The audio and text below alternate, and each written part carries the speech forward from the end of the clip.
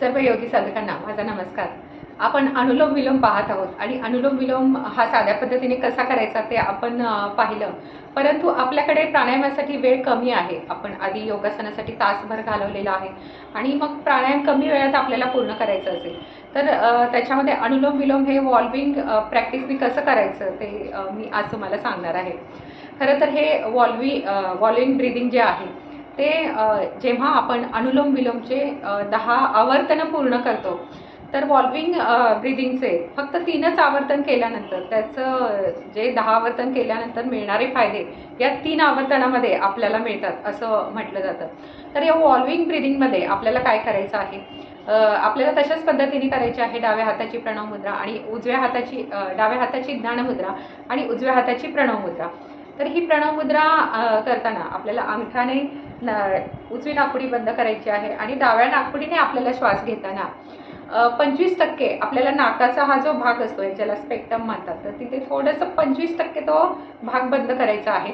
म्हणजे श्वास घेताना आपल्याला तो नाकामध्ये जाणवतो, आपल्या कंठामध्ये तो जाणवतो। म्हणजे उज्जाई प्राणायामामध्ये जशा प्रकारे आपल्याला जाणवतं ते तशा प्रकारे हे आपल्याला यामध्ये तो आवाज जाणवतो। तो आवाज सुद्धा येतो, सुरुवातीला आवाज येईल पण जाणून बुजून जास्त आवाज करू नका आणि तो घर्षण करत ती हवा आत जाते नाकपुडीजवळ आणि कंठाजवळ आणि श्वास सोडताना आपल्याला पूर्ण क्षमतेने आपल्याला श्वास सोडायचा आहे।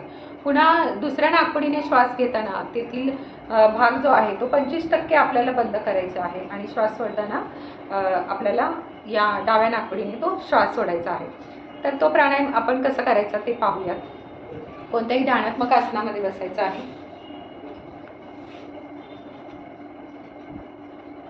मी पद्मासनामध्ये बसलेली आहे, म्हणजे डाव्या हाताची ज्ञान मुद्रा आणि उजव्या हाताची प्रणव मुद्रा। म्हणजे आपला अंगठा आणि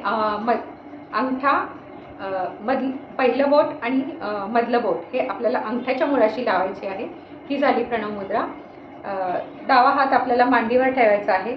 उजव्या हाताच्या अंगठ्याने आपल्याला डावी नाकपुडी बंद करायची आहे आणि अनामिकेने म्हणजे करंगळी शेजारच्या बोटाने थोडंसं आपल्याला 25% भाग जो आहे तो बंद करायचा आहे आणि श्वास घ्यायचा आहे।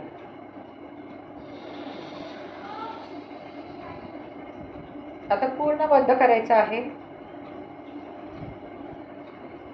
उजव्या नाकपुडीने आपल्याला श्वास सोडायचा आहे। आता पुन्हा उजव्या नाकपुडीने श्वास घेताना नाकपुडीचा भाग 25% बंद करायचा आहे आणि श्वास सोडताना डाव्या नाकपुडीने आपल्याला श्वास सोडायचा आहे। हे झालं एक आवर्तन पूर्ण। आता पुन्हा एकदा आपण करणार आहोत। डाव्या नाकपुडीने श्वास घ्यायचा आहे 25% बंद करून,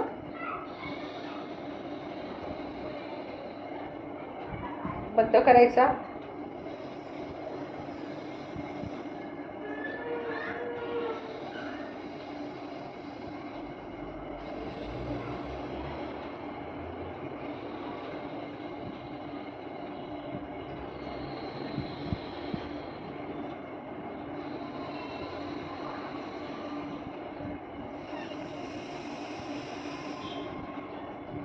अशा पद्धतीने हा प्राणायाम आपल्याला करायचा आहे।